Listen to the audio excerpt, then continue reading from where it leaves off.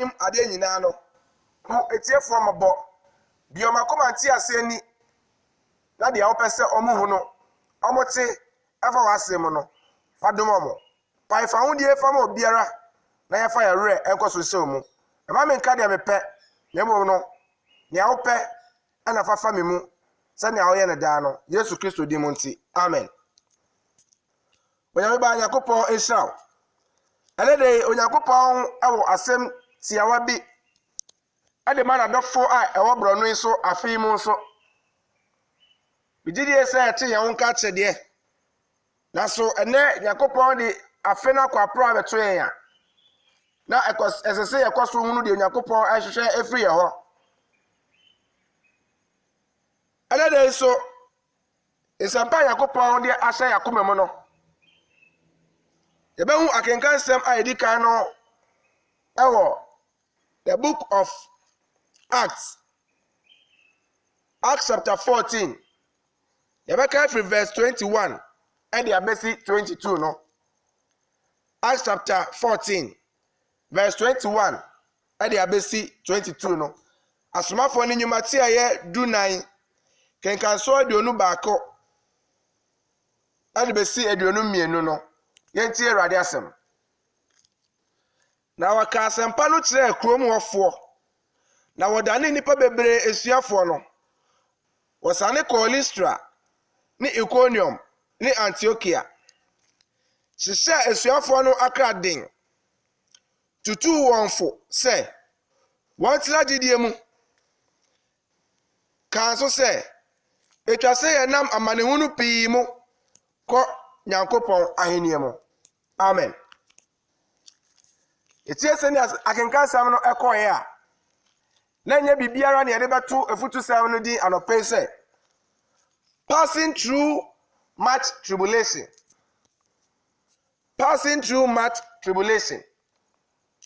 baby akenkan no de pefe se Onyankopɔn anam asomafo no so eka asempa a efa Yesu Kristo ni wo ene ne sɔre ɛho ɛwo nkronkro bebre so na Bible no ma yɛte ase se adwuma Yesu ba yɛbɛyɛ ma adasa no onipa bie tumi anya bi Yesu bae same bɔne amaye no ɔfa ho asoche satan poni enwo me na so Onyankopɔn a ohu etirade na ɔyɛ nene no onam Yesu Kristo so etu sa anamoyi ɔde ne krabo afɔre se yenku no ɔyɛ sɛ wayɛ bɔne ɔbaayɛ ɛbɛnanteɛ ɛwɔ wiase mu sɛ onipa a ɔba awɔ no sɛde ɛbɛyɛ na ɔbɛkyerɛ Nyankopɔn mma nea ɛsɛsɛ ba nea ɛsɛsɛ ɔmo no ɛne akatua pa Nyankopɔn wade ma ne mma ɛno na asomafo no gye saa asɛm yi prekopɛ na ɔmo hu tumi a Nyankopɔn na asɛm mu a ɔne ne Kristo ne sɛ dabi sɛ na asɛm ne te dia na ɛwɔ se yɛ sɔre anwɔden so na de Yesu ahyɛ ya no yɛkɔ na yɛkɔyɛ enti bebi akeka ne de pefe sɛ asomafo ne kura saa adwuma ne mu ani afoforo kyerɛ Onyankopɔn asɛm a ɛfa sɛ ɔmo benya adwensakra na adeɛ biara a yɛfrɛ ne bɔne no ɔmo kyi ɔmo ho frɛ ho na ɛkɔbaa sɛ ɔmo de nam ɛyɛ saa adwuma pa yi ɔmo bere anyɛ kwa ɔmo dane nipa bebree ɛbɛyɛ esuafoɔ na kyerɛ sɛ ɔmo dane nipa bebree akoma ɛma ɔmo bɛyɛ Kristofoɔ etu ɔmo bɔ ɔmo mmɔden sɛ ɔmo bɛnante sɛnea Kristo ɛhyehyɛ onipa bi asa wɔnante na enum no ɛna Bible sɛ adwuma no ɔmo gu so ɛyɛ no ɛna ɔmo kɔɔ beebi na ɔmo duru hɔ no ɔmo hyehyɛ asuafoɔ no den sɛ ɔmo nkura gyidie a ɛwɔ Kristo Yesu mu no mu ɔmo nkura gyidie no mu na ɛho hia sɛ yɛnam amanehunu bebree so ɛna yɛde bɛkɔ Onyankopɔn ahene mu saa nkra adidi ndaa ɛno ti ne yɛtu yɛn fo kakra no pɛn so sɛ ɛsɛ sɛ yɛfa amanehunu bebree mu So you Christoni a yen say asam yi so say ose a wose ye fa amanehunu bebre mu ansa na yakọ Onyankopon ahenia mu ensam ya tete saa ne de aya na yen tante enye amanehunu a onipa bi abra bosu bi ade abra no enho asem na ye kan anope se bi obi ade da bebi na wo fo so enye wo de na wo maboni akono se wo so na wo fa mpomam wo fa kwanfa so akofa na ye do kwa se ni bia de ko to afiase a sa amanehunu enye no ho asem ano de boni a wo ye ma adasa ma nyina hunu ye no ana amra ane wodi Bible no ma yeti asese we must pass through much tribulation before going into the kingdom of heaven. Onyankopon ne bo ohaw ane amane oboni ni na wo wiase ni mu nanso Onyankopon ti mu pon se ne ma abeye nsira sa me kan se ya na me pa kire sen asase wo so Onyankopon ne bo he aye ahawo bi a etumi ba wiase mu ebetu nipa bia sa yo Kristoni o sa yo Kristoni o asase wo so tumi ba so yo officer man na sa ukọ epo sa ukọ chinam sa yo Kristoni ana yo Kristoni no asrachi tumi bo Onyankopon na ahye sa nyama we nina eno na Bible no ma yate asese si aye Kristofo no asese enya nimde bi efa sa nyama ne ho asese enya ante ase bi fa sa nyama ne ho na so how bi ba wabra bomu se no kwari Kristofo a wagina painting no ma obi anada ani yeso ye radio yeso ye TV a and that sem bebre ena ekoso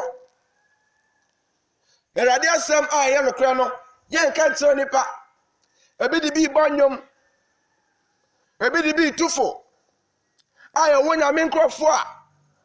omo na omo ka se erade afra mo sanya ma tete se no omo nka na de ebo nipa hu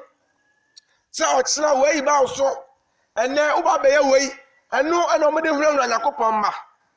na so no pai kai se ye nam amanehunu pe so se Kristofo ansa na ye betumi akọ Onyankopon ahenia ma sa amanehunu no na broni kana tribulation na brofo no o say aye misfortune or calamity tumi to onipa mretie bi Onyankopon bo asase wo so entina wiase ni mu da ewo mu asase wo so tumi be fa wiase ni mu na ekọ enti sa wutie mi na so ye no kwari Kristoni wutie mi na waje Yesu Kristo edi ama kwa ama ya bosu awo nsuom na nsuo stati bo Awurade din a oha ba osu a efa na akọ ye woni pa bebre aye ni entiase wo nsem atete seimu enti so oha obi ba ye nso a na ye pentem adwane atete ade ho na de akopie miai bi ebi tumi kwa abosom so ebi tumi kwa trade for bi so na sorry mpo mu wo me no omo refri say onyame na obo soro ni asase no sete sa awo wabla bo mu a odofo pa sakra wadwene ebi na nam emiai edi dwa na omu wi o masa fra mo say Kristofo sanya mani na adedi Onyankopon ni pefe na se ye kai atemuda odofo pa ye betumi asakra ya dwene se ye kai atemuda manso bia ni obi che no ye beje mu nipa bebre na eti wiase mu a ye re free atemuda na so nya atemuda nti na me wa no pei ano pei Onyankopon asem ni se ye nam enso hwe bebre bu ye nam ohapi emu wa qualify no ene we ba na Onyankopon twitwajew na we kọ na we aba ya ho de ne enyansa de ye ntumi mfa nye hu free ohaw ni mu ene nada pi na ekoso owiase ni mu odofopa se ba ne sa ehe na awokọ afi 2019 ya yesimu eye de na nso hwe beba oni pa so na so ye benya enkrofo bi a omo betena se aboa tirimupo bi na sa obe o ma om dia tu tirim se sa ha we afri ha sa ha we afri fie we mu sa ha we afri we ade mpapa mu bebre abeto nipa ni nipa ntem na so se ye beti ase se etwa se ha ne ba na nam so be ye hunu Yakobon ni monyam a ye masa edufudi pefo patekufo no eni di ya ho anti ensem ajapade anfa otan emeto adofo ntem adofo pa Yakobon o ma yenti ase da enam se ohaw eni amane aka ye ho ya setena mu nti ena sese ye hunu Yakobon asem ni ye. We must train up our mind in the word of God. Si entumi anya Yakobon asem mu nimde na ye nyini wa adom ni mu so how ni sorry a dwane a na ebe dwane akoto ani pa bi Yakobon o ma yenti aseza asesi etimi nya tete wo Kristo asem emu da. We have to exercise our mind continually in the scriptures to overcome those moments in life. Brete saba yebetumi agina Yakobon asem so abra ya boye din se ye Kristo ne de abra ya sakra ya dwene efri nyuma fo ni ho abra ya bomode se ye ne wiase no antwi kwani akro ne de eya dan na o ha baba ye so wiase ni kura ne suban ana nipa bebre so asua efese ya wo ye to wiase ni mu na so no pay ne papa mu ni se yebetumi agya wiase suban no ato na ya fa abrabo foforo a yebetumi anda mesubo so enya o Kristo no sankara didin da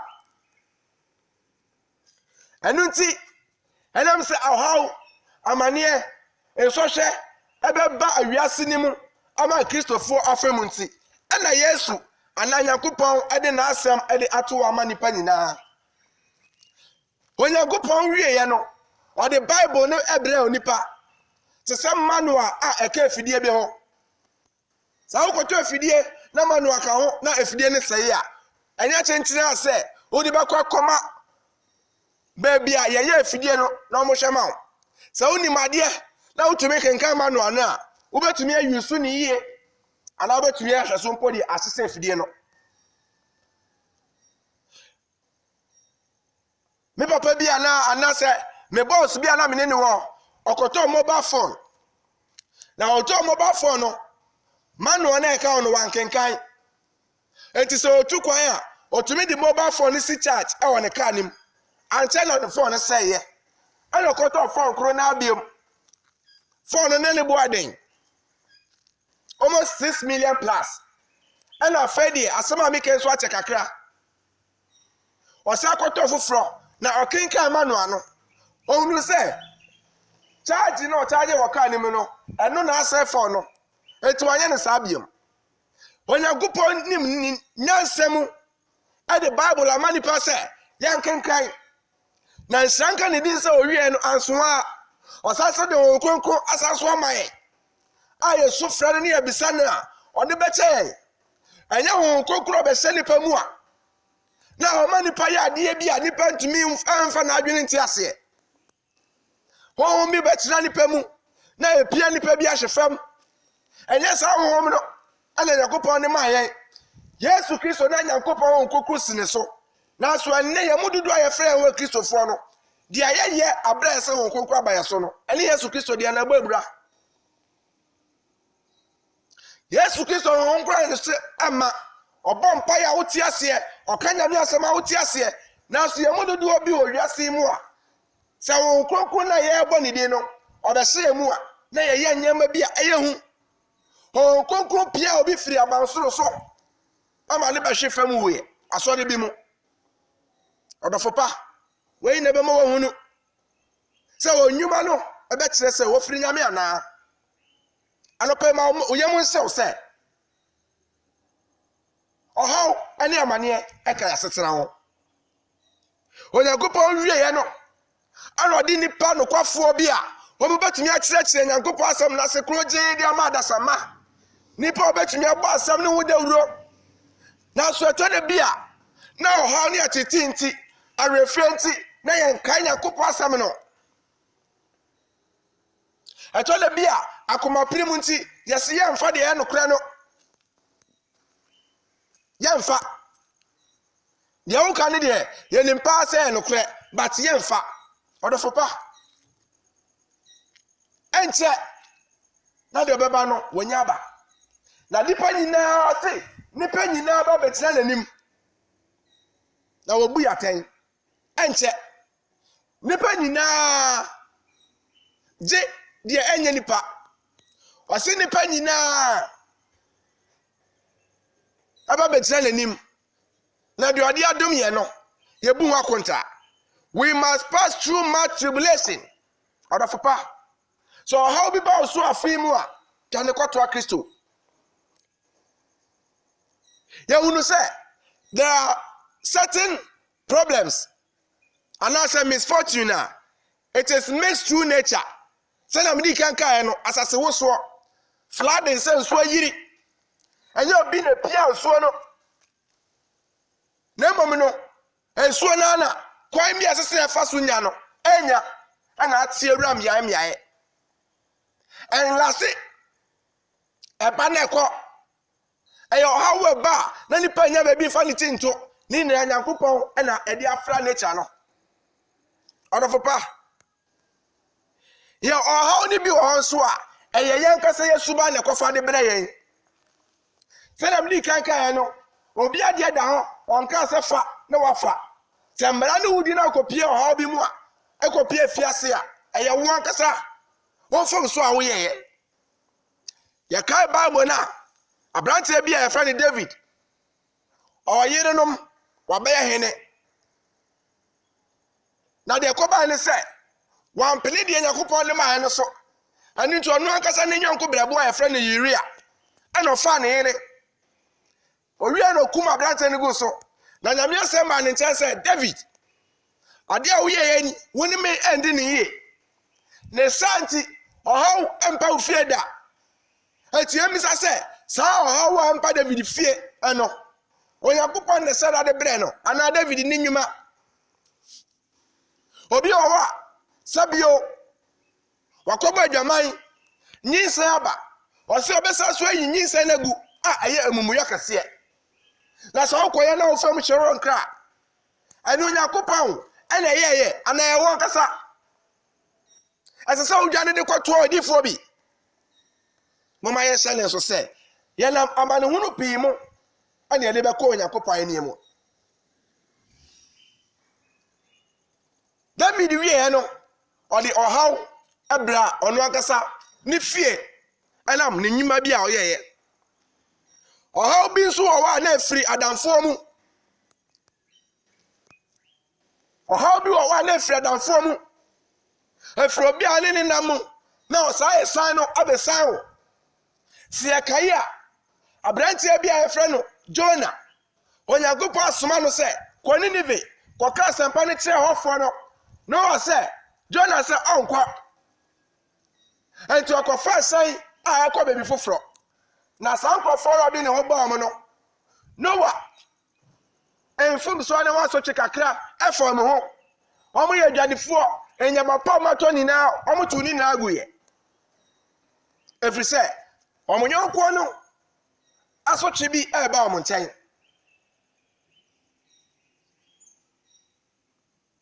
ɔdɔfo pa ɔmo nyɔnkoɔ Noa Jona no n'asotwe ne bi ama ɔmo ahyerɛ ɔmo ahonyadeɛ pii ɛne tiri sɛ ohunu ɔyɔnkoɔ ne ne nam ne yie ɔyɔnkoɔ bi ne ti akɔgyigya nsuman debi ɔno na ɛkɔ na ɔba nanso ɔnka nkyerɛ wo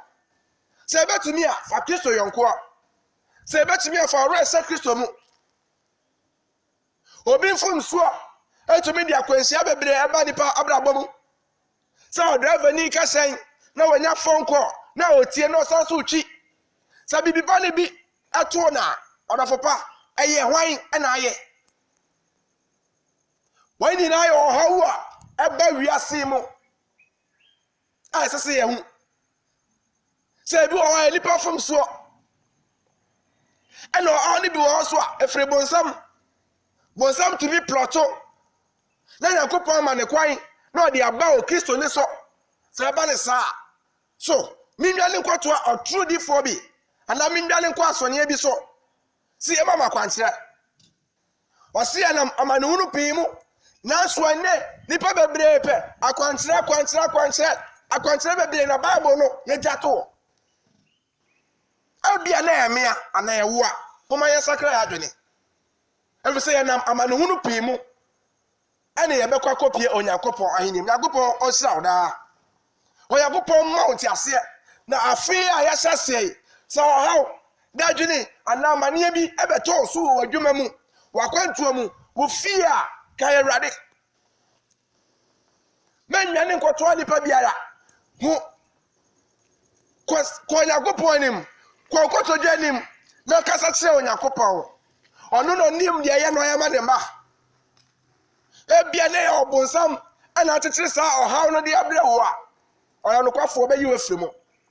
ye na anim ohaw Onyankopon ma kwan e ma Job okon so hwemu ye na anim ateti a Job femu na so Bible say na wiye no ebeye kase a eche na sase nsanga wadidi nda mama ye mpene oha ni amane bi so ni ye hwe Yakopon ni monyam so no a wa frɛ no ono obo ye no so sei no hwehwɛ me ana mama ye hwehwɛ ablabo mu oha bi ni amane bi ada ye so no na ye misa se so efreme ana efriwan se mi suba na de se oha ya ba me so a na wo se me sakra ma adwene efi se boni pa de eso akachia ye wuo se wo tira boni mu no oha pi na betu ya ba wo so boni tumi bejale pa yare enkobo edwaman wakobo no wanya yare bia eye wana wo ankese na ese okọ mu na adwen sakra bi wo a wanya no wasakra wa adwene ora fopa Awurade do na me so Awurade do me yesi ye ho de afin mu se ye pe heaven na akode a ene Awurade asam se ye na amanehunu